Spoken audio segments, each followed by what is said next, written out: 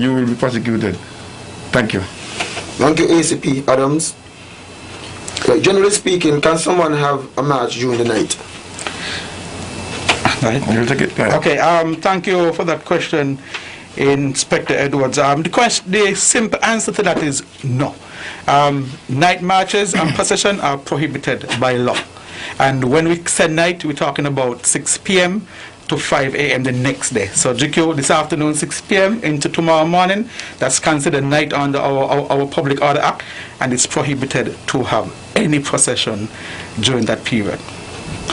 Likely, procession on a whole and public marches, even in the day, it's unlawful. But there's a process in which that you apply to the commissioner in writing, and then the commissioner would consider all the information that you put into your request and make a consideration and said nay or yeah. What is the portion of law that governs the Public Order Act? Well, we can find the Public Order Act at chapter 19.11. That governs the entire public order issues, and we encourage people to, I will repeat it, chapter 19.11.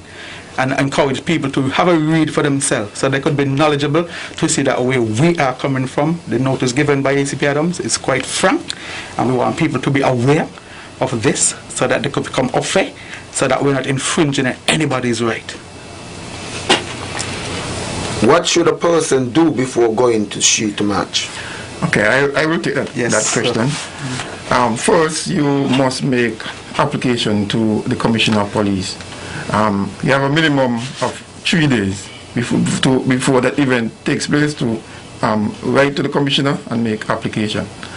Once that is done, then as Superintendent Roger said, it is at the whim and fancy of the commissioner, based on what is going on in the Federation, based on the security and safety of the Federation, to grant permission or deny permission based on what is happening at the time in the Federation. How does one apply for a march, and what are some important pieces of information that should be in the application? Right. Okay, you must apply again in writing to the Commissioner of Police. 3 days, like ACP Adams said, and some points to note when you're writing that letter is you must include the point of departure. So you're leaving from Dr. Carter Williams School, you include that. You must outline to the commissioner your route, whether you go down to the college, Keon Street, into Church Street, and whatever. The termination of the march, where you're going to end.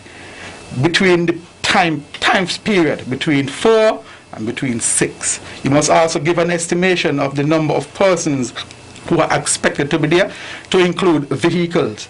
And while I'm saying this, I want to outline something about a march, what is actually a public march. And I would come from the section 10 of the Public Order Act and read, so I could let the people know what exactly a march is. And it's any march or procession, whether it be wholly or partly, which comprise of pedestrians, vehicles, bicycle, however propelled or drawn.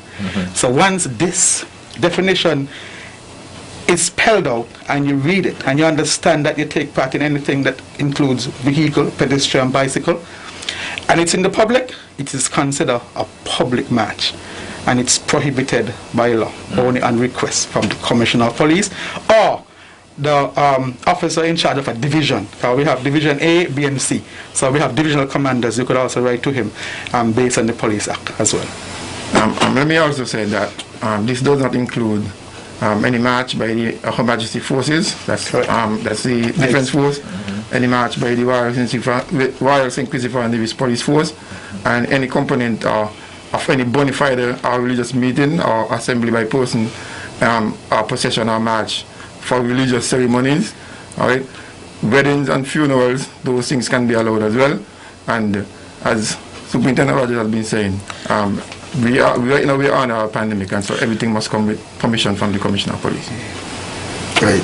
Thank you, gentlemen, for your very informative answers.